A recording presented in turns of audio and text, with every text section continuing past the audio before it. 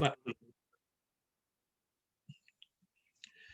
Entonces, bueno, lo primero, os quería hablar un poco del pensamiento sistémico y qué es el pensamiento sistémico. El pensamiento sistémico es un campo muy amplio. Yo, digamos que me he ido especializando en lo que a mí me ha parecido más natural y lo que me ha parecido, lo que probando diferentes ramas del pensamiento sistémico me ha dado mejor resultado en el contacto con los clientes y con las organizaciones, pero hay otros muchos que, digamos, muchas ramas del pensamiento sistémico que yo os invito a explorar, ¿no? Entonces,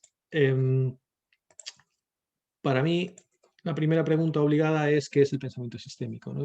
Y el pensamiento sistémico es es una manera de mirar a la realidad. Y es una manera de mirar, en lugar de mirar a los elementos, es mirar a sus relaciones, a la interdependencia y a todos los procesos de retroalimentación que se producen, ¿no? La retroalimentación es algo que es difícil que en nuestro pensamiento lineal diario es difícil de percibir, pero está detrás de muchos de los comportamientos que podemos observar y que a veces no tenemos explicación, ¿no? Yo creo que el pensamiento sistémico es relevante porque ofrece mejores marcos conceptuales para manejar la complejidad. Yo hace mucho tiempo trabajaba, cuando vivía en Madrid, trabajaba en innovación y siempre me preguntaba por qué todas las ideas súper brillantes que yo tenía nunca eran sostenibles, ¿no? Nunca perduraban en el tiempo, nunca tenían el impacto que yo creía que iban a tener. Y cuando empecé a indagar en el pensamiento sistémico y a comprender los principios, me di cuenta que la retroalimentación y la interdependencia eran dos factores clave para que eso no sucediera, ¿no? Entonces, esos marcos, esa manera de mirar las relaciones y la interdependencia, a mí al menos me ayudó a comprender mejor y a planificar mejor y a entender mejor qué podía esperar del futuro, ¿no? Lo que os decía antes, ¿no? ¿Existe solo un pensamiento sistémico? La respuesta corta es no. Existen muchas ramas, muchas disciplinas y existen, digamos que van desde la biología, ¿no? Maturana o Fior Capra son los dos divulgadores del Maturana quizá de manera no premeditada, pero han sido como los dos grandes divulgadores del pensamiento sistémico y de los sistemas naturales, ¿no? Y luego, pues el pensamiento sistémico se aplica al coaching, hay una parte espiritual también muy relacionada y muy interesante relacionada con el pensamiento sistémico. Y luego a cosas más, digamos, prácticas y aplicables como la cibernética, que es el control, la teoría del control de la información en los sistemas físicos y animales y la dinámica de sistemas, ¿no? Hay muchas otras ramas y hay mapas incluso que los explican muy bien. Todos los modelos, hay un aforismo muy interesante que se atribuye a George Box, que dice que todos los modelos son erróneos, pero algunos de los modelos son útiles, ¿no? ¿Por qué es importante, bajo mi punto de vista, todos los modelos? Porque para mí son la forma en la que capturamos y representamos la complejidad, ¿no? Para poder articularla, porque al final la complejidad es inmensa, es inabarcable, y nosotros lo que hacemos a través de estos modelos es simplificarlo. Modelos, da igual de qué manera, de qué modo, cualquier representación de la complejidad termina siendo un modelo, ¿no? Los modelos no son, como decía George Box, no son precisos, no pueden representar toda la complejidad porque si no, no serían modelos, pero sí nos ayuda a hacernos las preguntas adecuadas o hacernos unas preguntas que pueden desbloquear o pueden darnos otras formas de afrontar la complejidad, ¿no? Yo creo que los modelos son interesantes por lo que os decía antes, ¿no? Pero ¿cuáles son los elementos que forman esos modelos, ¿no? ¿Cuáles son los elementos fundamentales del pensamiento sistémico en este caso, ¿no? Lo primero para mí es el sistema. Y el sistema no es algo que sea concreto, no es algo no es algo que esté completamente definido y que no pueda reformularse, ¿no? Todos los sistemas son sistemas de interés y dependen obviamente, del interés del observador, ¿no? De los observadores, observadoras. Cómo miras y cómo quieres, hasta qué punto quieres incluir elementos dentro del sistema que estás definiendo, ¿no? Los sistemas son un conjunto, la definición sencilla que a mí me gusta bastante es que un sistema es un conjunto de elementos interdependientes que tienen un propósito, ¿no? Si no son interdependientes o están aislados, no pertenecen a ese sistema. Si no tienen un propósito, es una colección de elementos, ¿no?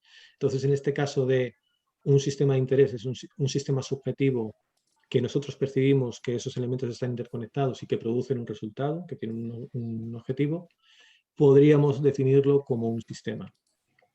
Como os decía, otra de las características es esa retroalimentación, es decir, esa influencia que algunos elementos tienen sobre otros y cómo el resultado de esa influencia vuelve otra vez a alimentar, en este caso, la variable o el factor de donde sale, ¿no?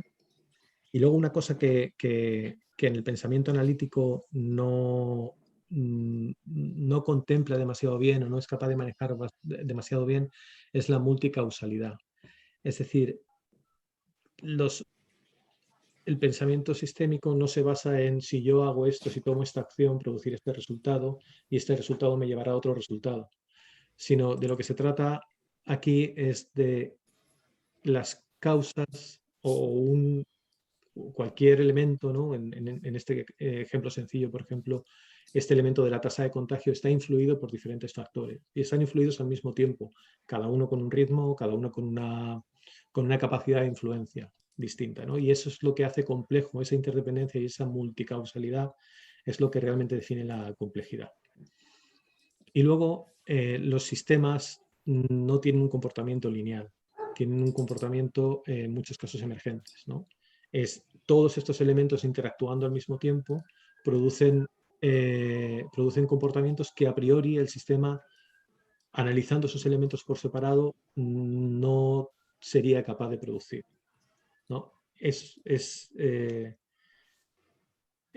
comportamiento emergente para mí está directamente vinculado con las consecuencias no deseadas, ¿no?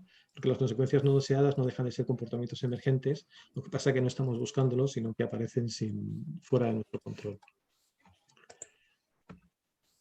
Como os decía, el pensamiento sistémico, donde hace hincapié en lo que está preocupado es en las relaciones que existen entre los elementos del sistema, ¿no? En este caso yo utilizo colores para representarlo, pero básicamente hay dos tipos de relaciones con las que se realizan estos mapas, ¿no? Con las que vinculamos una causa con un efecto, o con varios efectos, con los que sean. Hay una relación, digamos, directamente proporcional. Si la tasa de contagio, en este caso, en este ejemplo, aumenta, las personas contagiadas también aumentan. Y una relación inversamente proporcional, ¿no? Cuanto mayor sea la cuarentena, menor serán las personas contagiadas. Y con estas dos sencillas relaciones se puede definir o se puede capturar muchísima complejidad, se pueden crear estructuras que nos ayudan a comprender cuál puede ser el comportamiento del sistema. Entonces, y esta es la parte donde yo creo que el pensamiento sistémico conecta con el diseño de futuros, ¿no? Porque la estructura del sistema, digamos que lo que estamos intentando mapear son comportamientos, pues la estructura que produce ese comportamiento condiciona lo que el sistema es capaz de producir. Si el sistema, por ejemplo, si lo que estamos analizando, como en este sencillo ejemplo, es cómo evolucionarán las personas contagiadas, es decir, el gobierno ha hecho, en este último año y medio, seguro que ha hecho este forecast, lo ha hecho muchas veces. ¿Cómo puede evolucionar la cantidad de personas contagiadas en función de las políticas que pongamos en marcha? El contagio sigue, en un modelo súper simplificado, sigue esta estructura, ¿no? Dependiendo de la tasa de infección, habrá más personas contagiadas. Si la tasa de infección sube, las personas contagiadas subirán. Y cuantas más personas contagiadas, más tasa de infección, más probabilidad de contagio de las personas que aún no están contagiadas, ¿no? De las personas sanas. Pero claro, eso produce un comportamiento que es el crecimiento exponencial, que está detrás de esta estructura, esta sencilla estructura de aquí, este loop de retroalimentación positiva, está detrás del boom de la natalidad, de la superpoblación, obviamente, de las burbujas inmobiliarias, financieras, etcétera, de la expansión del coronavirus. Este es incluso del crecimiento de las empresas, ¿no? Este es el bucle que hace crecer los resultados. Pero luego, por otra parte, está un feedback loop que tiende al equilibrio, ¿no? Cuantas más personas contagiadas, más medidas se ponen en marcha, como por ejemplo la cuarentena o la vacunación. Entonces, cuanta más cuarentena, menos personas contagiadas. Y este feedback es el que permite la estabilidad del sistema, ¿no? El que al final funciona en este caso, en este ejemplo, funciona de límite para que, en este caso, por ejemplo, no se contagie todo el país. Como os decía, estos dos bucles, lo interesante es que estos dos bucles operan al mismo tiempo. Al mismo tiempo que se contagian personas, se produce este bucle de, gracias a la cuarentena, gracias a las vacunas, gracias a que naturalmente se pasa la enfermedad y te recuperas, se combina una parte de crecimiento y una parte de equilibrio. Dependiendo de qué bucle es dominante, digamos que el comportamiento que esperamos puede ser uno u otro. En este caso, que es un ejemplo sencillo, es un ejemplo clásico, se produce un crecimiento en forma de S, ¿no? S-shape growth, que lo que hace es hacer crecer la infección, hacer crecer el número de personas infectadas hasta que llega a un punto de saturación o a un punto donde las medidas funcionan y entonces digamos, el número de personas infectadas no crece más. Este es los casos por día, el reporte de los casos por día del gobierno británico actualizado ayer. Y si os fijáis, al principio, como hay muy pocas personas contagiadas y todavía hay muchas personas sin contagiar, el crecimiento se produce, es un crecimiento exponencial, pero al principio crece muy poco a poco, hasta que hay un número suficiente de personas infectadas como para infectar a toda la población, ¿no? Y entonces empieza a crecer aquí exponencialmente y cuando empiezan las cuarentenas, cuando empieza la vacunación, ya limita esas medidas esas medidas que el gobierno pone en marcha, empieza a limitar el número de personas contagiadas, ¿no? Y esta curva es habitual. Esa curva es muy habitual, por ejemplo, en el lanzamiento de productos, en el marketing, en el crecimiento de las organizaciones, en la efectividad de las medidas, por ejemplo, de cambio sistémico. Hay cosas que funcionan, pones algo en marcha, empieza a coger tracción, pero enseguida se para, ¿no? Porque hay límites actuando. Por último, como os decía, ese modelo es una súper simplificación. La realidad es un poco más complicada que eso. Esto es un ejemplo de un proyecto que hicimos el año pasado, entre el 2019 y el 2020, sobre la pregunta era cómo podemos mejorar la implementación de la movilidad como servicio o incluirla dentro de la movilidad multimodal, lo que llamaba la movilidad multimodal, en Madrid. Entonces juntamos a un grupo de 30 profesionales, entre personas del Ayuntamiento de Madrid, del Consorcio de Transportes, de la MT, de Renfe, de empresas de movilidad, de constructores de coche, empresas de energía, etcétera, etcétera. E hicimos 6 workshops para intentar entender cuáles eran los obstáculos en este contexto de coronavirus, ¿no? Y entonces fue muy interesante porque en este mapa se combinan, sin entrar en detalles, se combina cómo la recesión económica iba a afectar a la demanda de movilidad, cómo el riesgo de contagio, no el contagio en sí, sino el riesgo percibido iba a afectar, por ejemplo, al transporte público y a la capacidad del transporte público, cómo esa percepción que iba a afectar a la flexibilidad de las empresas, a lo que llamaban a la slide de la demanda, a la segmentación de la demanda, cómo, por ejemplo, el uso del coche privado iba a aumentar, cómo podía afectar a la capacidad, cómo los datos se iban a convertir, los datos sobre movilidad se iban a convertir en críticos para poder dar una movilidad como servicio, una movilidad multimodal realmente que cumpliera o que ayudara al transporte público a movilizar a toda la gente que necesitaba moverse por la movilidad obligada, etcétera, etcétera. Lo interesante es que este mapa, que es erróneo, pero nos sirvió para generar todas esas conversaciones, nos permitió explorar, explorar factores o explorar interdependencias que hasta el momento no habían sido visibles, ¿no? Entonces, esto se publicó, es el manifiesto del Hub de Movilidad Conectada, que es quien desarrolló este proyecto, publicó al final el manifiesto de movilidad con este mapa y algunas de las conclusiones.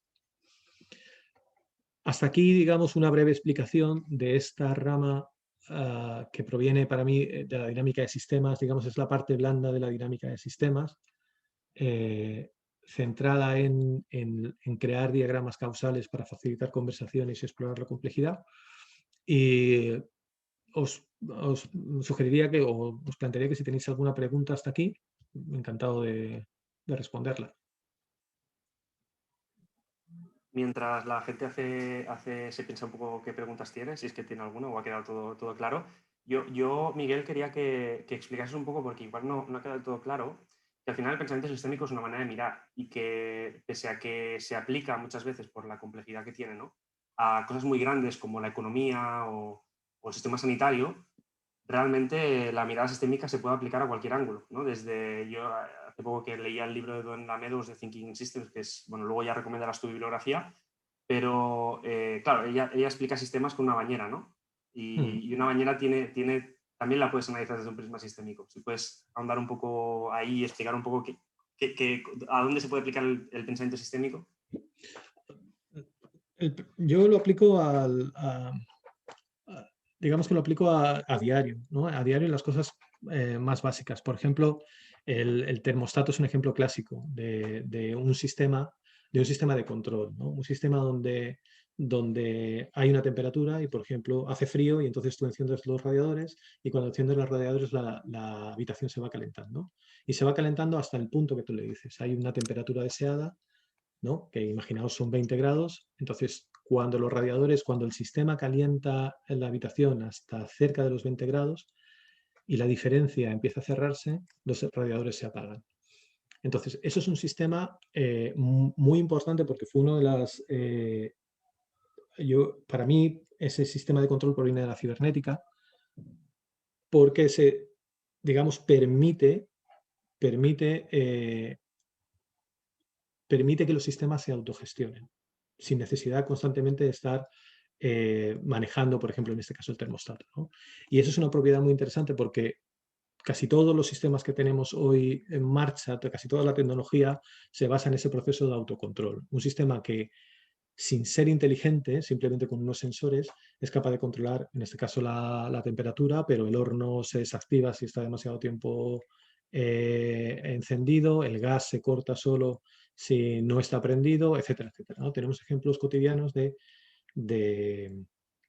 este sistema de control. Pero hay unas simplificaciones causales, que son los arquetipos sistémicos, que también son muy interesantes, que explican comportamientos muy complejos, ¿no? Y uno muy famoso es la tragedia de los comunes. Y el ejemplo es que hay 3 o 4 ganaderos que tienen un campo verde donde sus vacas pastan y hay un equilibrio, porque cada uno, imaginaos que lleva 2 vacas a pastar. Mientras esas 2 vacas por cada granjero pastan tranquilamente, le da tiempo a la hierba a regenerarse, ¿no? Y entonces hay pasto suficiente. Pero si cada granjero introduce una nueva vaca, entonces consumen demasiada hierba y el pasto la hierba no le da tiempo a regenerarse y entonces al final termina degradándose y termina por morir y las vacas también morirían en este caso porque no tienen alimento, ¿no? Ayuda a comprender cómo comportamientos a escala local también producen comportamientos o resultados a escala global. Aprovecho también, no es una pregunta, es un comentario, pero creo que igual tienes algo más que decir, que a mí me parece muy interesante. Además, me he quedado también con lo mismo que comenta David. David dice, eso que dijiste es erróneo, pero que sirvió para empezar conversaciones. Genial, ¿no? O sea, creo que hacía referencia a que el mapeo que habías hecho en este caso, de la movilidad, probablemente no era 100% certero o que tenía su margen de error, pero que igualmente, a pesar de que no era 100% certero, permitía tener conversaciones, ¿no? Y a la vez supongo que, y aquí nos contestas tú, Miguel, supongo que estas propias conversaciones también dan para perfeccionar el modelo y mapear esa realidad, ¿no? Claro, son erróneos porque no puedes capturar todos los puntos de vista o toda la información o todas las relaciones que hay alrededor de una variable, ¿no? Eh, porque si pudieras hacer eso, entonces estarías mapeando toda la complejidad, ¿no? Entonces, eso no es posible. Siempre hay algo, por ejemplo, en esta demanda de la movilidad, ¿no? Por hacer un zoom, influye la movilidad activa personal, la percepción del riesgo de contagio, el teletrabajo, las restricciones del estado de alarma o la actividad económica, ¿no? Cuantas más actividad económica, más necesidad, más demanda de movilidad. Sí, tiene sentido, es lógico. todas esas variables estaban validadas por los profesionales, es decir, la gente de la MT o del Consorcio de Transporte te dice, sí, la actividad económica afecta a la demanda de movilidad, sí, los picos de demanda, esa demanda de movilidad generan picos de demanda que son problemáticos y aumentan el riesgo de contagio. Sí, es lógico, es robusto, pero es inexacto. Faltan muchas relaciones que no se pueden capturar, ¿no? Tampoco sabemos cuál es la influencia real de cada una de las variables dentro de otra variable. Pero a pesar de ser erróneo, cuando lo formulas y lo conectas, la gente empieza a pensar, la gente empieza a ser consciente de que hay alternativas que no están mirando o que no eran conscientes de ellas, o que hay otras variables que afectan, que están lejos en el sistema, o que han sucedido en el pasado y que del impacto de lo que ha sucedido en el pasado, de las decisiones que se estaban tomando en el pasado, es ahora, después de los años, cuando están siendo percibidas, ¿no? Por poner un ejemplo aquí, la estructura radial de Madrid. Madrid es el centro de las carreteras, de las 6 carreteras, de las 6 autovías, autopistas que hay de las radiales que salen del centro hacia el exterior, y ese diseño se copió para el ferrocarril, por ejemplo, para el cercanías, y ese diseño condiciona dónde puede llegar el transporte público y dónde no llega. Y condiciona las oportunidades de negocio de la movilidad multimodal, ¿no? Porque en esos sitios, conectar Pozuelo con Alcobendas, por ejemplo, que es uno de los grandes polígonos industriales tecnológicos de Madrid, no está cubierto por el transporte público. Y es ahí donde, por ejemplo, en este caso, las empresas estaban encontrando oportunidades de negocio. Pero eso está condicionado por algo que se diseñó hace muchísimos años. Entonces, esas conversaciones surgen de la consciencia que produce este mapa. Luego hay también un segundo comentario, que si quieres luego ya lo abordamos. Rubén dice, yo tengo curiosidad sobre Stafford Beer, pero ya llegará el momento. Por ahora, muy claro, gracias. No sé si quieres comentar algo, Miguel, o pasamos. Yo también tengo mucha curiosidad por Stafford Beer y Magdalena creo que también. Corrígeme si me equivoco, Magdalena. Sí. La verdad es que es una figura, a mí me parece una figura fascinante, ¿no? Y me parece que para mí es demasiado, para mí la cibernética y lo que él desarrolló, los dos modelos que él desarrolló, el sistema viable, el sistema viable y las sinergéticas, la traduciría yo, son muy interesantes, pero son modelos muy matemáticos y desde mi punto de vista un poco rígidos para al menos la variabilidad y la complejidad que yo me encuentro, ¿no? Porque mucha parte de la complejidad, digamos que el acercamiento de Stafford Beer, y Magdalena y yo estuvimos el otro día en una sesión muy interesante del modelo viable de Stafford Beer,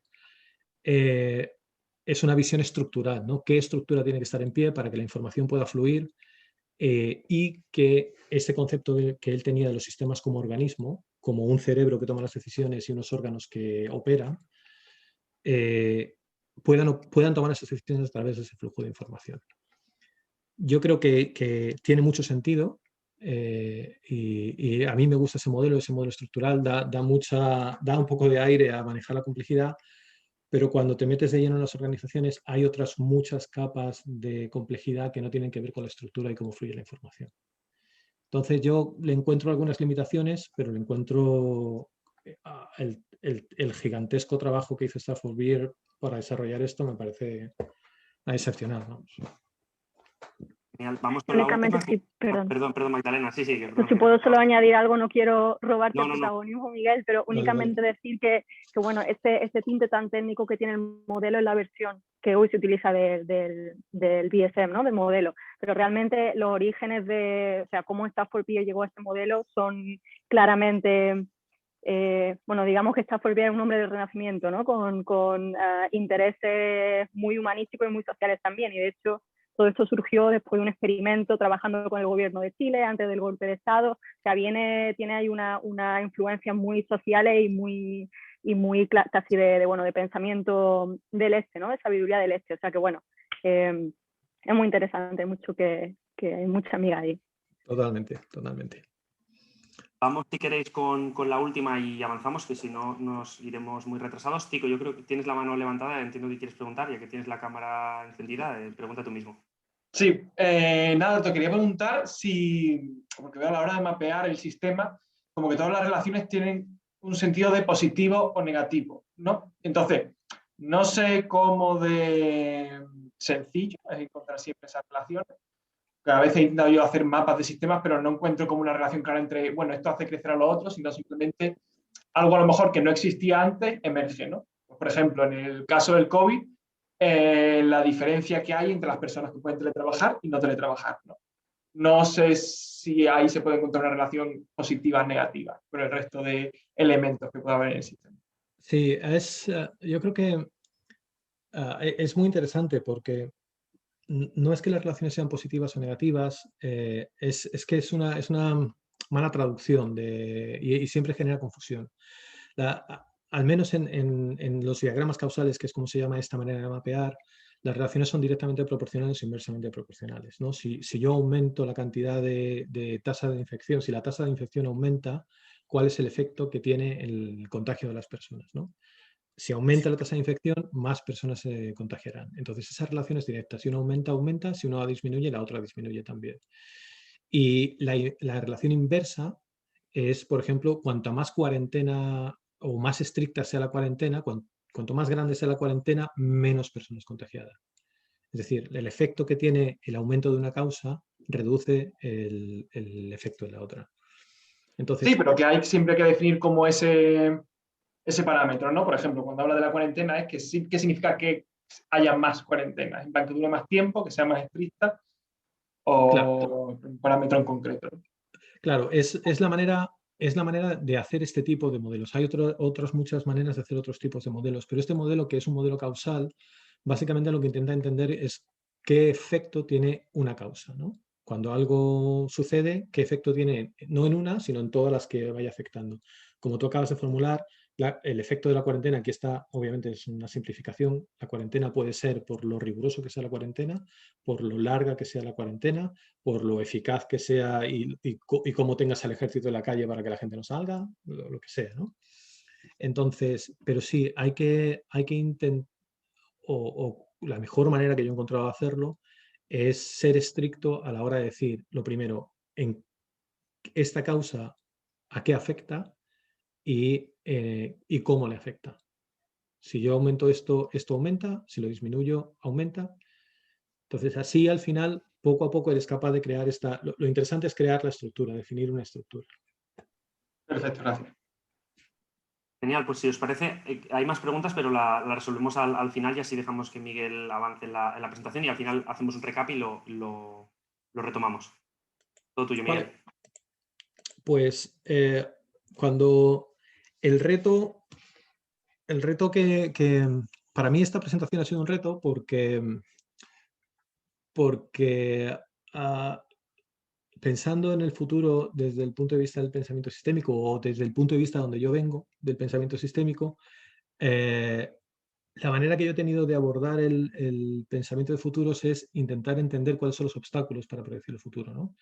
Es decir, y todos los obstáculos que he encontrado, diría, tienen que ver con nuestra capacidad, con nuestras capacidades innatas, ¿no? Con cómo la gente se aproxima al futuro, cómo la gente es capaz de dar sentido a las cosas que suceden, ¿no? Yo he encontrado 4 ejemplos que comparto con vosotros y vosotras y, bueno, los comentamos. A ver qué os parece. La primera dificultad para mí, la primera de las dificultades para mí es que no somos capaces de ponernos de acuerdo en el futuro al que queremos tender, ¿no? Es esa falta de imagen compartida del futuro deseado. Y la parte interesante de aquí es, la pregunta que a mí me surge es ¿quién diseña el futuro? Porque sí, ahora yo creo que nosotros podemos hacer esfuerzos por imaginar el futuro, pero esos esfuerzos están condicionados por un marco mental, ¿no? Tenemos unos modelos mentales, aquí unos modelos mentales, unas creencias y unos valores que condicionan las estructuras, las reglas, las instituciones que nosotros podemos crear, ¿no? Condicionan digamos, esa parte más sólida de la realidad que nos afecta, que que nos hace, digamos, vivir de una manera determinada y comportarnos de una manera determinada. Y transforma poco a poco la manera en la que nosotros vemos la realidad, ¿no? Aquí Foucault tiene una serie de libros muy interesantes sobre, por ejemplo, sobre el poder o sobre cómo funcionan los manicomios o sobre un libro muy interesante sobre cómo se ejerce poder sobre las mujeres a través incluso de controlar si pueden, cuándo pueden tener hijos, si los pueden tener, si los deben tener, controlando su sexualidad, ¿no? Para mí es una clarividencia y una manera muy clara y directa de explicar todo este problema que ahora está tan, digamos, lo tenemos ahí enfrente, ¿no? Pero lo interesante es que esos modelos mentales, la manera que tenemos de concebir, de pensar el futuro o de ver de vivir el presente, está condicionado por nuestras creencias y nuestros valores. Si nosotros somos, yo qué sé, somos judíos, la realidad la vemos con ese filtro que está inherente a nuestra cultura, ¿no?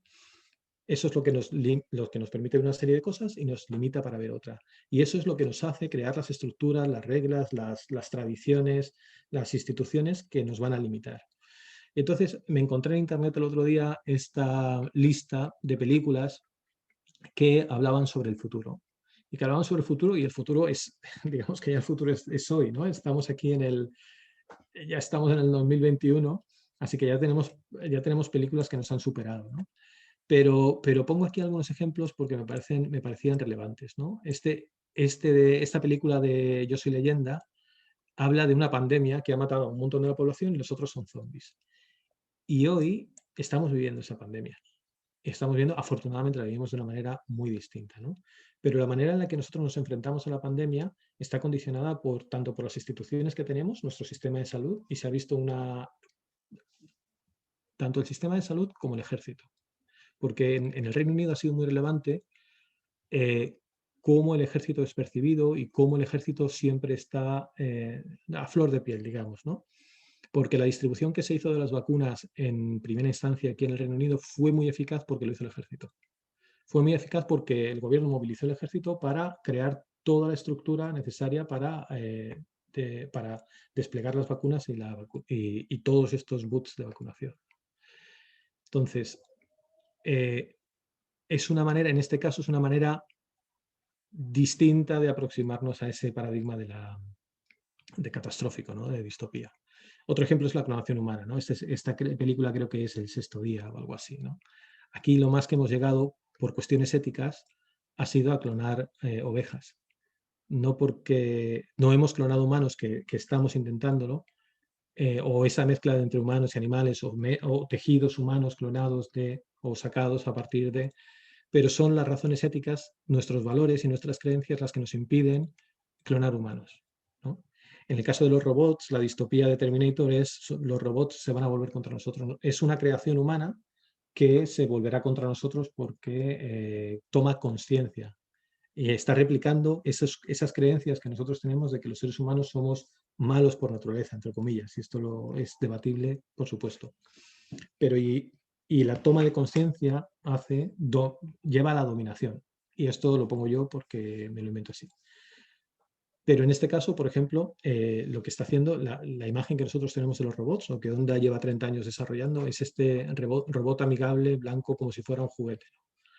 Entonces, esa discrepancia entre cómo imaginamos el futuro y hacia dónde desarrollamos. Hay muchas similitudes, siguen siendo robots humanoides, pero está condicionado también por nuestros valores o por nuestras creencias.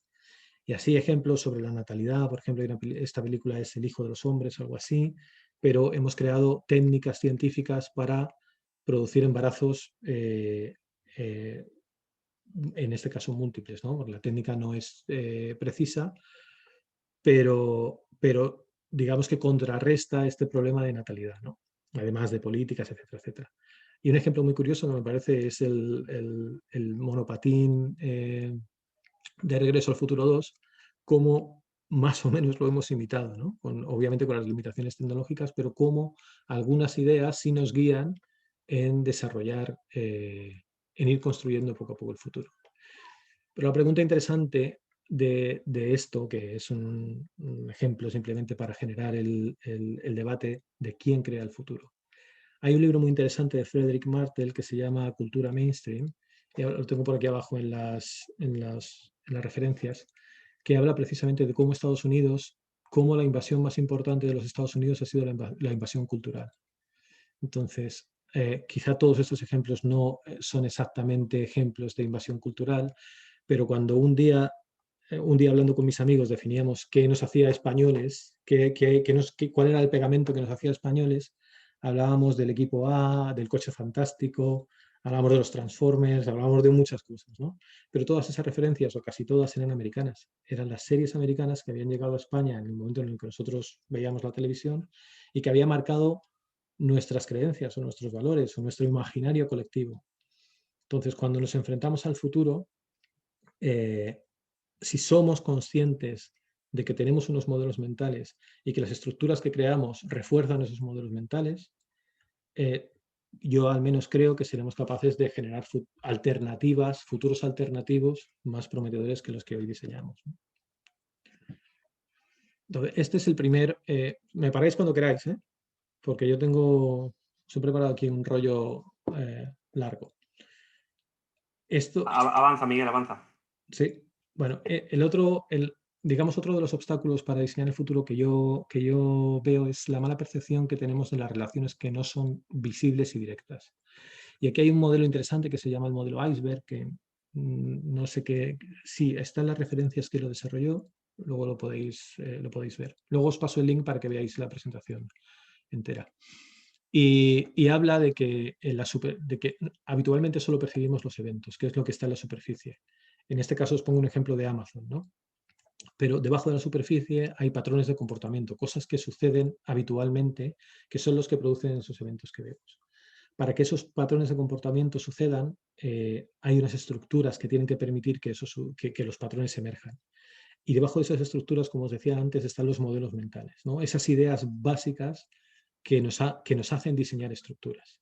Entonces, en este ejemplo sencillo de Amazon, el evento que percibimos es que, ¿por qué compramos en Amazon? Yo porque lo pido y mañana está en mi casa. Entonces, no tengo que salir, mi tarjeta de crédito está metida en la cuenta de Amazon, elijo, compro con un clic y mañana lo tengo en la puerta de casa sin ningún problema.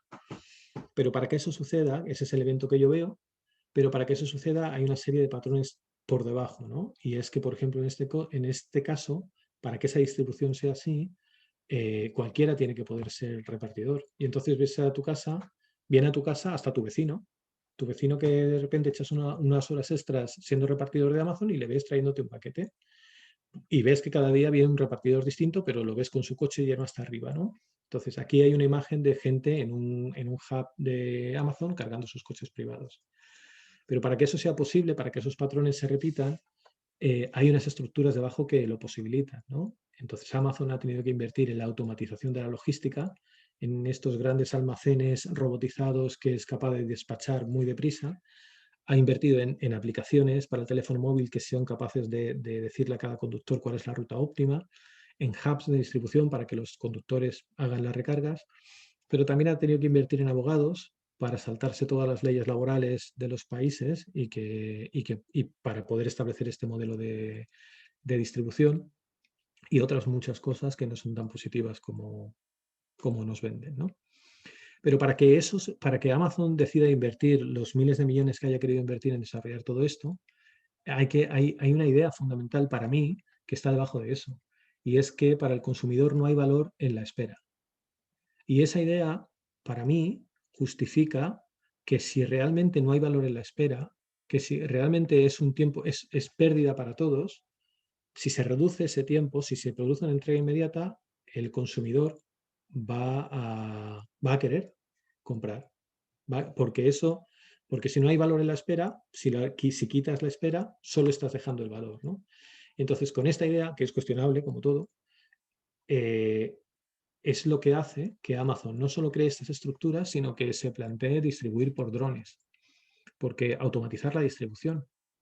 Porque si tú puedes despegar de aquí y en 20 minutos estar distribuyendo en Londres, en cualquier edificio o en cualquier casa, pues es el ideal de la distribución, ¿no? Entonces, bueno, para mí es el segundo obstáculo a ser capaces de predecir el futuro. No tenemos esa consciencia, no somos capaces de percibir bien cuáles son las estructuras, cuáles son los modelos mentales, cuáles son los comportamientos y cómo todo eso se relaciona, ¿no? Para poder diseñar futuros que sean sostenibles, ¿no? Que puedan seguir adelante. Luego creo que para mí esto es uno de los más importantes, que es la mala percepción del tiempo. Hay una frase de Peter Senge, que no sé si la veis por aquí, es que los problemas de hoy son las soluciones de ayer. Esto habla de la dependencia del camino, ¿no? Es un comportamiento clásico también, que básicamente lo que viene a decir es que nosotros percibimos la causa-efecto de manera lineal, ¿no? Un problema que surge ahora necesita una solución.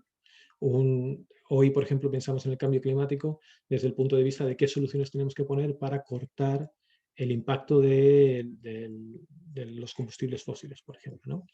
Pero este ejemplo me pareció muy relevante, ¿no? El otro día leí una noticia de que estas dos mujeres han creado una bacteria que come plásticos.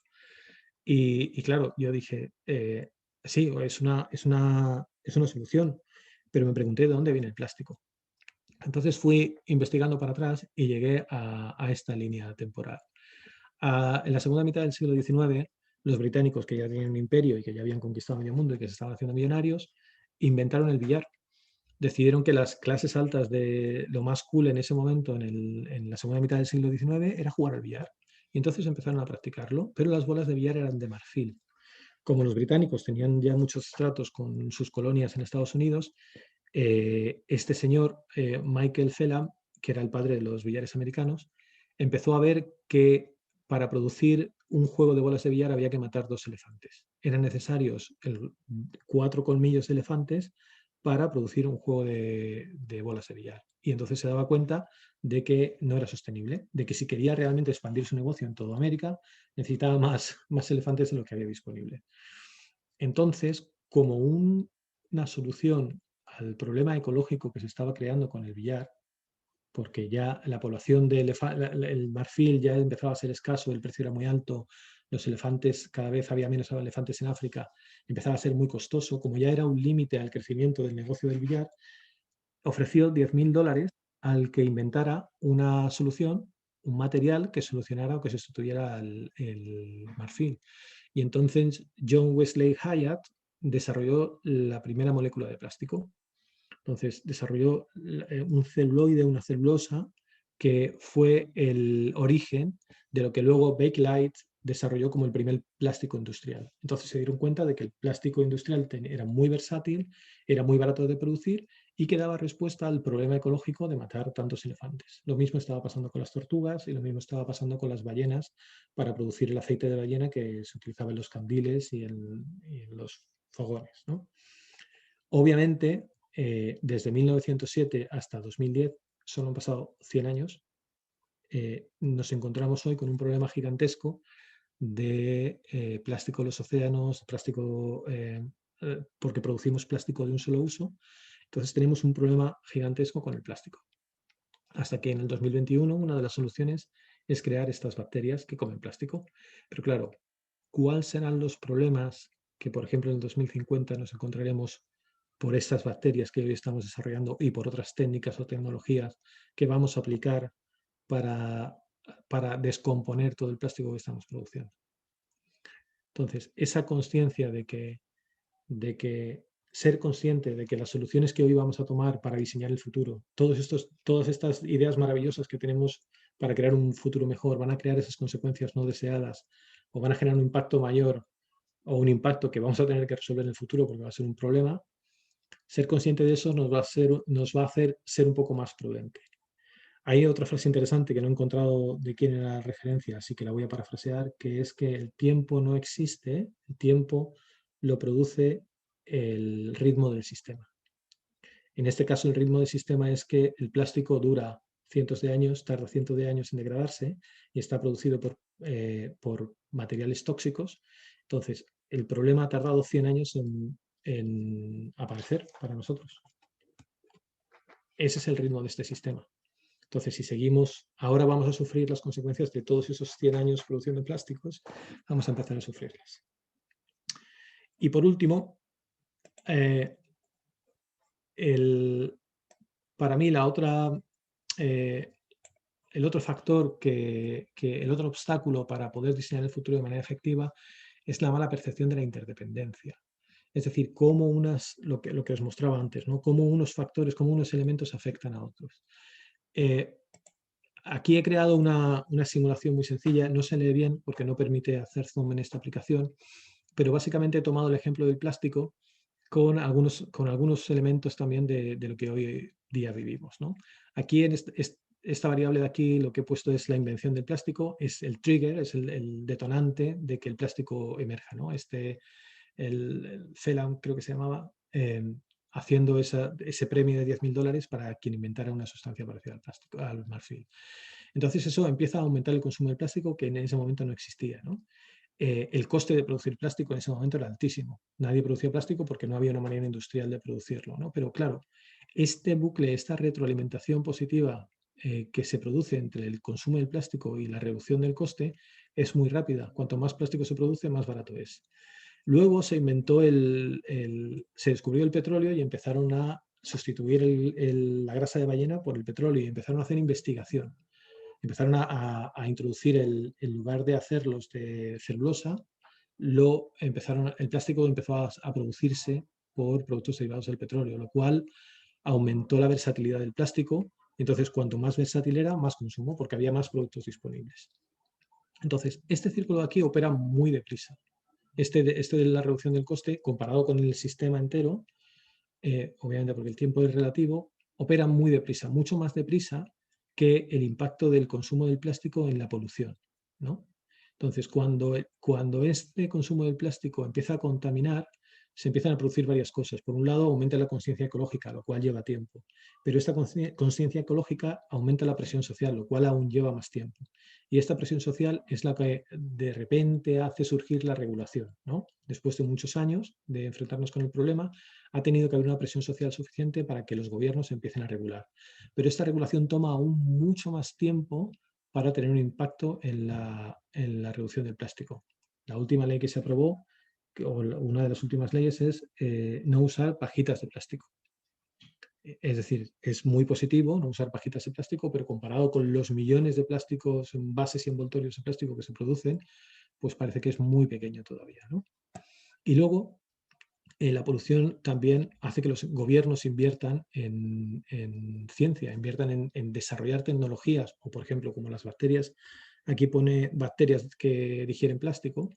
Esta investigación científica, que ya también lleva mucho tiempo, produce distintos tipos de soluciones, ¿no? Las bacterias o innovaciones tecnológicas que mejoran la efectividad del reciclaje, por poner un ejemplo sencillo, y esa efectividad del reciclaje reduce la durabilidad y la toxicidad de los plásticos. Bueno, pues con esta idea, con este ejemplo sencillo, la dificultad que yo veo es cómo se percibe la interdependencia. Porque, por ejemplo, en el momento en el que se inventa el plástico, sale una flecha al consumo de plástico. Empieza a aumentar el consumo de plástico, empieza a reducirse el precio, pero también empieza a contaminar. Al mismo tiempo, este plástico viene por aquí y la industria petrolera empieza a investigar para mejorar la versatilidad. Cuanta más versatilidad, más consumo de plástico. Entonces, entre que el precio ya es bajo porque el consumo es elevado, cada vez es más versátil, cada vez se investiga más, este círculo es un círculo de crecimiento y opera constantemente. Si veis la cantidad de flechas que salen de aquí. Pero si os fijáis, la regulación está empezando ahora. La regulación, que el consumo del plástico está a tope, la producción está a tope, pero la regulación todavía no viene. Y la investigación empieza a tener efectos sobre la durabilidad y la toxicidad. Todavía llevan años de polución, pero todavía no ha habido investigaciones que hayan reducido la durabilidad del plástico. Y la regulación no ha llegado todavía, viene por aquí. Entonces, esto opera constantemente, además de otros muchos factores que influyen en la investigación, los presupuestos, los intereses políticos, etcétera, etcétera, ¿no? Pero esto opera y opera a distintas velocidades. Y si os fijáis, esto es un comportamiento emergente. Un comportamiento emergente es la oscilación de la contaminación, ¿no?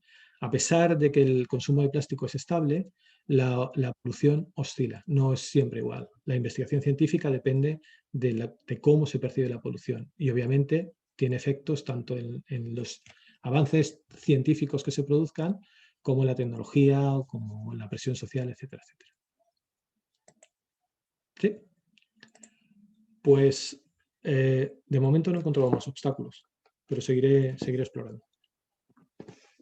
Bueno, Miguel nos ha enseñado las 4 barreras que él ha encontrado a la hora de ver ¿no? cómo funcionan los sistemas. No sé si alguien tiene alguna duda. A mí me ha parecido bestial esta simulación. Miguel, solo una duda. Entiendo que de las bolas, entiendo que el tamaño de la bola representaba la magnitud, ¿no? del elemento y Sí, el color. No, el color es, digamos, o sea, esta manera de hacer estas simulaciones, digamos, solamente sirve para ver qué elementos hay, ¿no? Muestra un poco la dinámica, pero digamos, la dinámica no es correcta. O sea, no se puede hacer, hay modelos de simulación en la que puedes específicamente mostrar la magnitud, ¿no? Cómo se produce realmente, cuánto afecta una variable a otra, y cuando eso sucede, cómo se acumula a lo largo del tiempo, ¿no? Y esa acumulación, cómo produce un tipo de políticas o un tipo de decisiones y otras. Esto simplemente es digamos que es como un juguete, ¿no? Simplemente para mostrar la complejidad y esa dinámica. Pero en este caso el tamaño muestra esa relación de si uno aumenta, si uno disminuye, el otro disminuye, pero no mantiene esa precisión necesaria para que pueda ser un modelo de simulación. Vale, genial. Creo que diría que Rubén tenía la mano levantada. Rubén, o por chat o si no, vía voz. Hola, ¿se me escucha bien? Sí. Sí, soy el que ha puesto ahí el corazoncito de que le encanta Nicky Case. Conozco algunas cosas suyas y no conocía este en particular. Así me ha parecido alguien muy original. Relacionado con lo que te estaba preguntando, Xavi, quizás es una duda que quizás la respuesta es un poco larga para ahora, pero me gustaría saber tu opinión quizás al final de la charla, cómo este conjunto de bucles, ¿cuánto crees que es posible revertirlos? Es decir, por ejemplo, a lo largo de los años con el progreso tecnológico hemos sido capaces de hacer grandes hazañas, pero por ejemplo hemos producido grandes, igual que con el plástico, pues podríamos hablar de residuos nucleares, ¿no? Residuos radioactivos, perdón. ¿Hasta qué punto crees que tenemos la capacidad de deshacer aquel daño que hemos hecho? Entendiendo por daño aquello que es una externality que acaba realmente afectando a la sostenibilidad o supervivencia del sistema. No, quizás una pregunta muy grande, pero me surge esa duda, ¿no? De, claro, tenemos esta visualización aquí y aparentemente la regulación en principio podría solucionarlo, pero claro, si llega a tiempo, ¿no? Claro. Pero es una grandísima pregunta y es el motivo fundamental por el cual yo empecé a estudiar pensamiento sistémico, dinámica de sistemas y demás. Es dónde se puede actuar en el sistema para cambiar algo, para que tenga un efecto mejor, ¿no?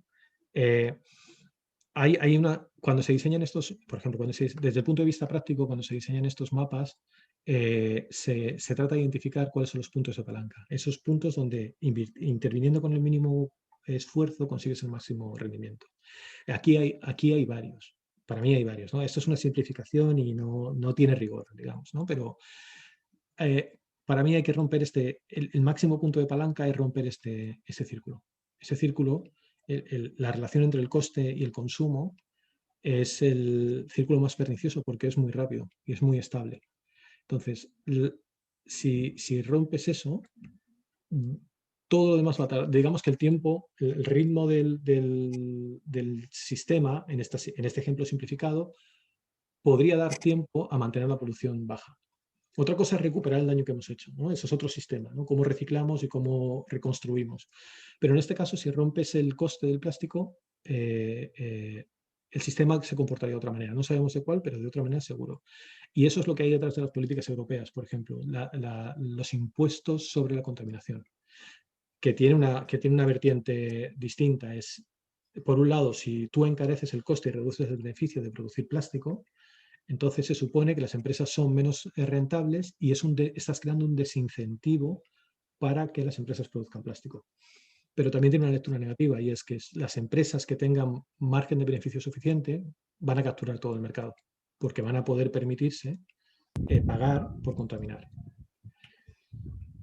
Sí, esa última lectura, ¿no? Quizá más de, no sé si hablar de monopolios aquí o de aquellos que se lo pueden permitir, básicamente, ¿no? Hablando de manera muy simplista, ¿no? Hasta qué punto esos pueden no realmente alterar la intención de accionar esa palanca, ¿no? Pero bueno, supongo que eso ya vendrá en el debate final, que esto es muy largo. Ese es un debate muy interesante porque tiene que ver con las consecuencias no deseadas, ¿no? Hay muchísima gente mucho más inteligente que yo que ha analizado este problema y ha llegado a la conclusión de que los impuestos al plástico es la solución, una de ellas, ¿no? Pero claro, las consecuencias no deseadas es cómo estás generando esa desigualdad para la gente que evade impuestos.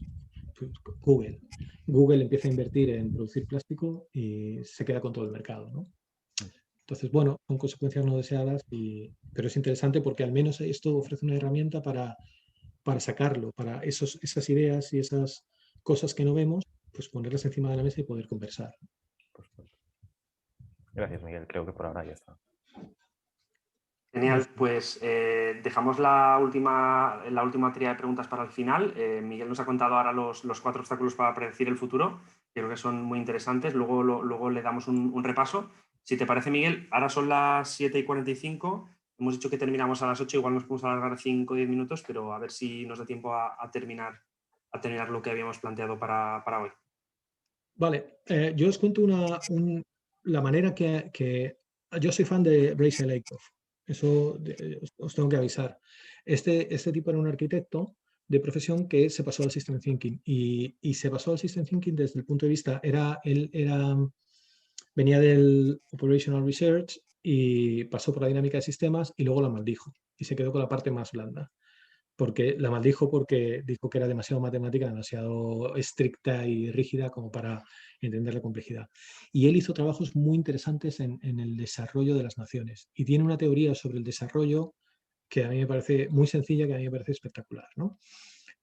Cuando trabajó con empresas, él desarrolló este diseño idealizado. No lo desarrolló él, ya lo desarrolló, al menos esta técnica lo desarrolló los laboratorios Bell, que inventó la bombilla, creo, o el teléfono, lo que fuera, el teléfono, creo, y antes de que lo comprara AT&T, que es la empresa de telefonía más grande, o era la empresa de telefonía más grande de Estados Unidos. Y entonces él cuenta la historia de que llegó un día porque le invitó un amigo a AT&T y que llegó el jefe y dijo: señores, el sistema telefónico de Estados Unidos ha sido destruido anoche, fue destruido. Entonces, no hay sistema de teléfonos. Tenemos que construirlo de nuevo. Y entonces, ahora, a la hora de construirlo de nuevo, ¿qué es lo que tenemos que hacer? ¿No? Este jefe de AT&T se dio cuenta de que eran muy prestigiosos en 1950, es donde sucede esto. AT&T era muy prestigiosa ya en ese momento y era muy reconocida por todas las innovaciones que había hecho. Pero enfrentó, digamos, a todos sus trabajadores, todos sus ingenieros allí plantados, y les mostró cómo las innovaciones por las que eran famosos habían sido diseñadas en el siglo XIX. Es decir, más de 50 años antes. Ellos están viviendo lo que comúnmente se llama vivir de las rentas, ¿no? Que no había habido ninguna innovación significativa durante toda la carrera profesional de los que hoy estaban allí. Entonces, hay varios conceptos interesantes, varios conceptos que a mí me parecen muy interesantes. Y el primero es ¿no? Deberíamos pensar en el futuro enfocándonos en el presente, no pensando en cómo será el futuro y cómo podríamos adaptarnos a ese futuro imaginario que estamos pensando, sino pensando cómo hoy diseñaríamos, por ejemplo, este sistema de teléfono. Si hoy lo pudiéramos implementar, ¿cómo sería ideal? ¿Cómo sería de manera ideal? ¿No? ¿Cuál sería el teléfono que nos gustaría tener si no tuviéramos ninguna limitación y lo tuviéramos que implementar hoy? Y eso pone el diseño de futuros, desde mi perspectiva, en un sitio muy interesante, porque pasa de la predicción, pasa de cómo imaginamos que esas tendencias van a evolucionar en 5 años, por ejemplo, y si el mundo es como nosotros imaginamos, cómo deberíamos nosotros adaptarnos y hacer el backcasting, lo pone en otro, digamos que se acerca desde otra perspectiva. Es, si hoy tuviéramos que diseñar algo que no tuviéramos ninguna limitación, ¿cómo lo haríamos y cómo iríamos transformando el futuro gracias a eso nuevo que hemos creado, ¿no? En este caso no es el pronóstico se basa en probabilidad y la probabilidad de que el futuro suceda como nosotros lo imaginamos es bastante baja. Y en lugar de eso, él propone, en este caso Eiko propone basarse en las asunciones o las suposiciones acerca que trata de las posibilidades. En este caso del teléfono, ellos pensaron, vamos a diseñar para la posibilidad, por ejemplo, de llevarnos el teléfono con nosotros, de que no tenga que estar anclado en una pared. Vamos a diseñar para la posibilidad de reconocer a la persona, de saber qué número nos está llamando y saber si lo queremos coger o no. Vamos a diseñar para la posibilidad de que haya videollamadas. Y todas esas innovaciones se desarrollaron ahí, en ese esfuerzo. En ese esfuerzo de creatividad y de innovación se desarrollaron todas la agenda del teléfono, el acceso, la movilidad, el concepto de teléfono móvil, todo se desarrolló ahí, ¿no? Debatible y habrá muchos matices en esa afirmación. Pero diseñaron para la posibilidad y con ese diseño para la posibilidad transformaron el futuro como la parte positiva. Entonces, esa es la primera idea. Tenía una foto aquí que hablaba de ese teléfono con videollamadas que se desarrolló en el 69, o sea, que se comercializó en el 69, pero cometieron el error de que habían previsto que en el 69 había mercado suficiente para pagar la pasta que costaba hacer una videollamada en aquel momento y la gente no estaba interesada. Entonces no hubo mercado, la predicción sobre la madurez del mercado fue errónea y le costó medio billón o 500.000 millones de dólares en aquella época, ¿no? Pero hoy he encontrado esta foto que me pareció más interesante y esa foto es el histórico de los crash financieros desde 1870 hasta la actualidad, ¿no? Y lo que me llama la atención es el patrón, cómo se va repitiendo el patrón, cómo se repite el patrón de crecimiento, de crisis, crecimiento, estancamiento. Bueno, estancamiento significa que hay una crisis que no permite crecer la economía. Crecimiento exponencial, estancamiento, crecimiento exponencial, estancamiento, crecimiento exponencial, estancamiento, crecimiento exponencial y aquí llega el COVID, ¿no? Para mí lo que significa es que el sistema no está diseñado para la posibilidad, porque la posibilidad en un mercado especulativo, en una economía especulativa, la posibilidad de que haya estos crash es muy alta. Si tuviéramos un sistema económico más resiliente, más adecuado a responder a estas posibilidades, no tendríamos estas crisis financieras, ¿no? El problema es que los incentivos, la gente que está en el poder gana demasiado dinero con estas crisis. Entonces, es ese círculo dominante que no nos permite diseñar para la posibilidad, ¿no? No nos permite transformar este sistema financiero. Aprovecho aquí también para... No, simplemente que Carlos decía algo que creo que también es muy relevante sobre la palabra diseño, ¿no? Diseñar. Que dice que al final siempre diseñar es explorar posibilidades. Creo que es muy interesante con lo que comentabas. Pero no solo explorar para mí, es materializarlas también. Sí. Porque si solo se exploran, es un ejercicio conceptual. Para poder diseñar esas estructuras, para que haya algo real que luego transforme, hay que materializarlo. Hay que ponerlo ahí y que eso interactúe con la sociedad, ¿no? Porque al final detrás de todo esto son las personas haciendo cosas y movilizándose y autoorganizándose para producir un resultado, ¿no? En este caso, un resultado de transformación, ¿no?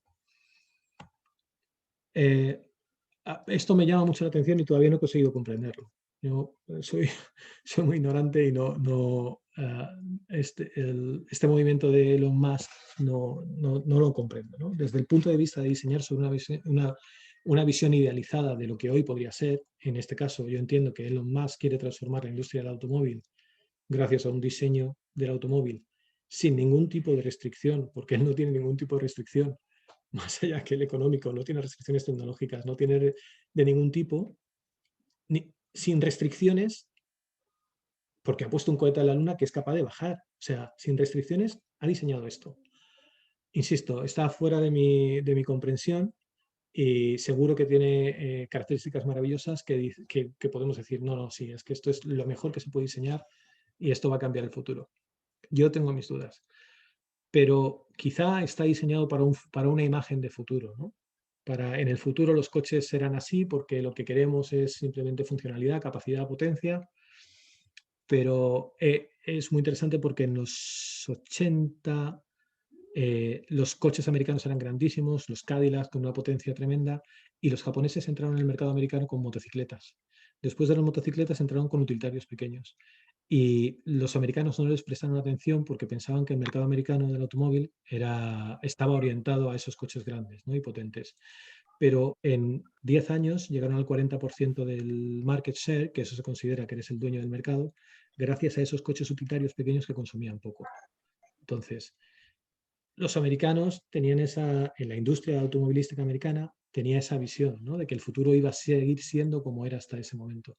Y hoy, por ejemplo, Detroit, que era la cuna del automovilismo, la cuna de la automoción, es una ciudad abandonada, ¿no? Y los japoneses están haciéndose bueno, están consolidados en el mercado. Y por último, la ventaja de diseñar para el presente es porque ese futuro que imaginamos, por ejemplo, en 5 años, cuando lleguemos allí posiblemente no queramos estar en ese presente, es en ese futuro, ¿no?, al que hemos llegado. Entonces, desde este punto de vista es mucho más interesante diseñar para el presente porque, por ejemplo, esto es 2020 o 2020-2021, donde nos imaginábamos un mundo súper tecnológico y próspero y fantástico, y hoy tenemos la vigilancia online a tope. Ahora estamos completamente monitorizados por todas las agencias que nos miran. En este caso tenemos un Brexit que va a afectar, por ejemplo, al presupuesto a cómo vamos a repagar la deuda en la que nos hemos metido y todo lo que eso conlleva, si va a haber próximas rupturas, cómo va a ser la relación con el Reino Unido, etcétera, etcétera. Tenemos una pandemia encima que no sabemos las consecuencias. De momento las consecuencias económicas están por venir, pero ya sabemos las consecuencias sociales y la cantidad de muertes que ha habido y cómo eso está transformando la sociedad, que no hemos pasado todavía ni por el duelo, ni hemos resuelto el trauma, ni nada de nada. Y luego el gran reto ecológico, ¿no? Entonces, si hace 5 años hubiéramos diseñado algo para ese futuro brillante en 2021, pues bueno, eso es un ejemplo de cómo nuestras predicciones siempre están lejos de cumplirse. Y no tengo mucho más que contaros, así que daros las gracias y esperar que alguna de las ideas que he contado os haya parecido interesante. Genial, Miguel, la hemos clavado en timings. La verdad me parece una charla increíble y súper estimulante. Mientras, bueno, vamos más o menos en tiempos, quedan 3 minutos para las 8. Voy a aprovechar y leo alguna pregunta que nos hemos dejado en el tintero y mientras tanto, si alguien tiene alguna duda o alguna pregunta que le gustaría hacer a Miguel, aprovechamos estos últimos 5 minutos también para plantearla. A ver, ¿qué teníamos por aquí? Vale, mira, Majo preguntaba a grandes... Un segundo, que ahora... Vale, un segundo, que ahora has dejado de compartir y se me ha ido la pantalla. Un segundo.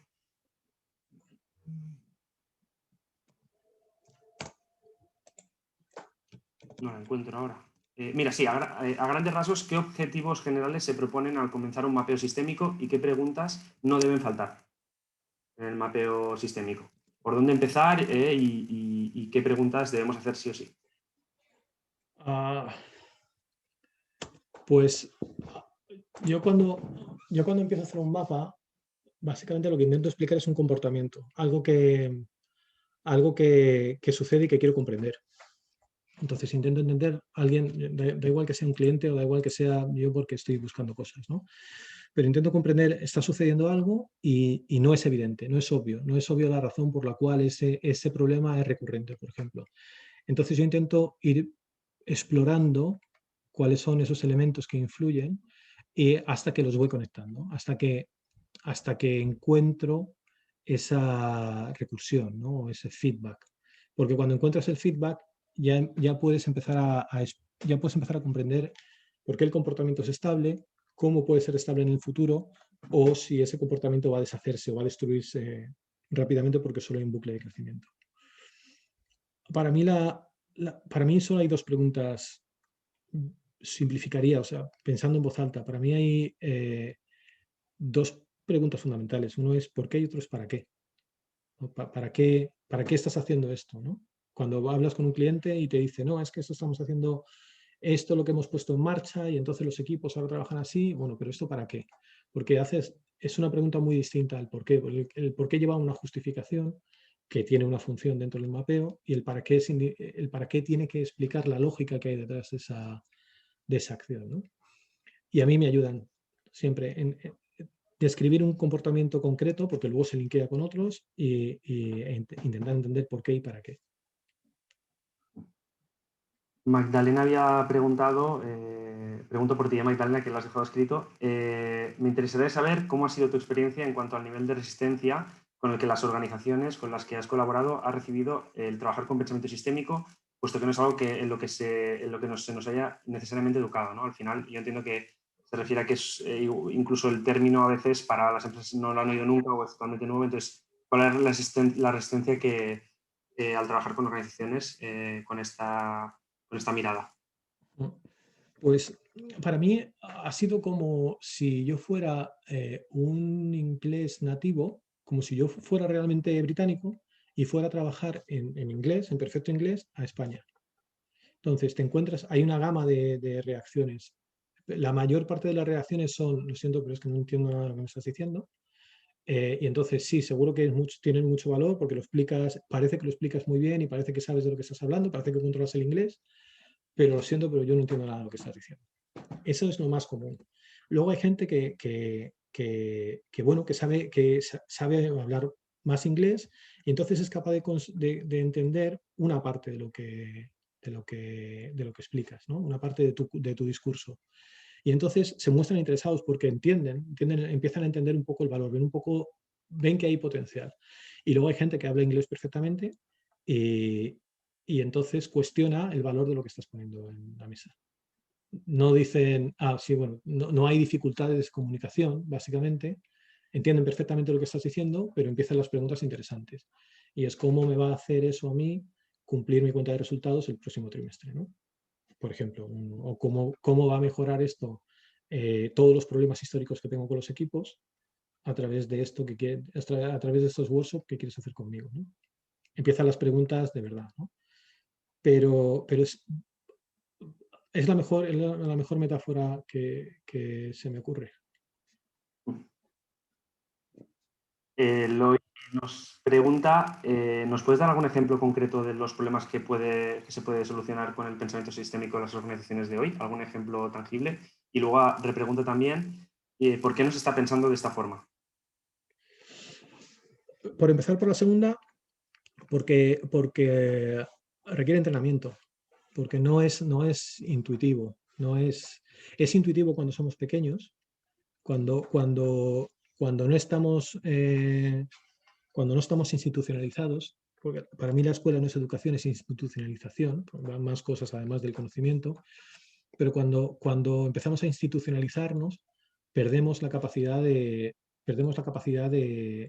pensar de manera sistémica, perdemos la capacidad de entender esas relaciones que hay, ¿no?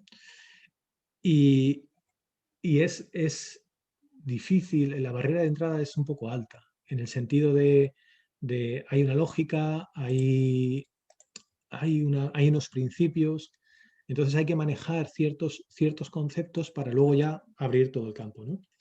Entonces esa barrera de entrada hay que superarla y digamos, es complementario al pensamiento analítico, que sí estamos muy acostumbrados a partir las cosas en trozos pequeños, a analizar ese trozo pequeño que soy capaz de entender. Y el pensamiento sistémico lo que hace es sintetizar, es en lugar de partirlo, agruparlo e intentar entenderlo como un todo. Y choca a veces con nuestras capacidades, ¿no? Y la otra pregunta pues, es muy interesante. Los últimos trabajos que estamos haciendo, por ejemplo, con el Ayuntamiento de San Sebastián, estamos mapeando los recursos en el territorio, ¿no? Intentando comprender cómo se relacionan las organizaciones, las instituciones, las asociaciones que hay en el territorio, junto con el ayuntamiento, cómo se relacionan entre ellos para ver dónde están esos puntos de palanca de transformación, ¿no? Es un proyecto súper interesante que, digamos, que lo que busca es mejorar la intervención del ayuntamiento, mejorar la capacidad de proveer de servicios, de dar los servicios adecuados a la población adecuada y compensar pues la inversión que tengan en un barrio con lo que tengan que hacer en otro, ¿no? Para Cruz Roja hicimos un trabajo ellos querían implementar una estrategia de formación, una estrategia general de formación, pero tiene una característica que es que Cruz Roja tiene 12.000 trabajadores, unos 200.000 voluntarios y 700 asambleas de diferente tamaño con diferentes recursos. Tienen la Asamblea de Madrid, la Asamblea Provincial de Madrid, que es gigantesca, y tienen la Asamblea de cualquier pueblo de Zamora, que son 3 voluntarios. Entonces, era necesario diseñar o entender qué tipo de estrategia de formación se podía ofrecer a los voluntarios, cubriendo toda esta gama de variedad, ¿no? Diferentes tipos de capacidad, diferentes recursos, diferentes localizaciones. Entonces los guiamos en una exploración donde fuimos haciendo entrevistas, fuimos trabajando con ellos en workshop y creando entre todos y todas este mapa de conexiones para identificar esos puntos de palanca. Y al final identificamos relaciones que se podían establecer nuevas maneras de mirar la formación que alinearon. No es que todo el mundo estuviera de acuerdo, pero sí desarrollamos un consenso donde cada uno podía trabajar hacia la solución desde su perspectiva y sus recursos, ¿no? Y como eso, esos son 2 ejemplos. Nosotros trabajamos en el ámbito social, hemos hecho un proyecto de mesas de trabajo en el ámbito rural para la lucha contra la despoblación en Huelva, con 25 ayuntamientos de pueblos de menos de 5.000 habitantes. Y entonces hicimos mesas de trabajo donde los alcaldes y alcaldesas hablaban de sus problemas. Y nosotros a tiempo real lo íbamos recogiendo en un mapa y lo íbamos conectando, ¿no? Pues estos problemas en el sector primario están relacionados con el problema de las infraestructuras. Y el problema de las infraestructuras está relacionado con el problema por ejemplo, de la inversión o del acceso al mercado. Y eso está relacionado con el problema del turismo, con el problema de la formación. Y desarrollamos un mapa donde se podía navegar y ver que si tú invertías, por ejemplo, en capacitación para el turismo, cómo repercutía o cómo podría repercutir eso en el cambio generacional y en la adopción de las empresas agrícolas por parte de la siguiente generación de agricultores, ¿no? Entonces fue un proyecto muy interesante y digamos que en este caso ofrecimos conversación. No ofrecimos soluciones concretas porque no era el proyecto, no era el ámbito del proyecto, pero sí ofrecemos esa conversación que al final se demostró que era muy necesaria, ¿no? El trabajo está publicado en la estrategia de la Diputación de Huelva. Genial. Si os parece, porque llevamos un poco pasados de tiempo, hacemos la última. Un segundo, que se me ha vuelto a ir el chat. Vale. Mario Mimoso preguntaba para iniciarnos en el... O sea, si nos quisiéramos iniciar en el campo del pensamiento sistémico, ¿qué referencias bibliográficas a nivel de libros recomiendas para empezar a estudiar sobre el tema? Os he puesto el link de Miro en el chat. Ahí tenéis la presentación, la podéis ver. Y os comparto pantalla un momento y os digo dónde está. Y aquí he puesto... Esta es una presentación que hicimos para STO, donde navegamos... Bueno, aquí hay algunas referencias de los documentos que he utilizado para la presentación, ¿no? Para algunas referencias de la presentación, ¿no? Pero esto es la primera sesión que hicimos en STO fue explicar, introducir un poco cuáles eran algunas de las ramas que nosotros hemos de alguna manera trabajado o estudiado, cuáles son estas ramas del pensamiento sistémico y en qué se centran, ¿no? Y cuáles son las referencias bibliográficas. Yo empecé por aquí, la dinámica de sistemas, empecé más o menos por estos 2 libros y haciendo algunos cursos y demás, y os puedo decir que no empecéis por ahí, porque es, digamos, una de las más difíciles, ¿no? Porque es puramente modelos matemáticos de simulación, es horrible. O sea, es fascinante, pero la barrera de entrada es altísima. Como os decía, yo soy fan de Ray Seleikov y la planificación interactiva. Si estáis interesados en el trabajo con las organizaciones, este libro a mí me pareció maravilloso y este que es de Jamshid Garayedagi, que era su socio en la consultoría, también explicas una aproximación muy amigable a diferentes partes del pensamiento sistémico y el diseño organizacional. Muy interesante. bueno, este es un modelo nada más que sale de este. Yo este libro no lo he leído, pero os lo pongo aquí como referencia. Este quizás sea la quinta disciplina de Peter Senge. Él habla de la mitad del libro del pensamiento sistémico y otra de las organizaciones que aprenden, ¿no? Y de cinco capacidades que hay que desarrollar para poder aprender las organizaciones. Este quizás sea uno de los, es un clásico y es una de las introducciones más suaves a los conceptos sistémicos.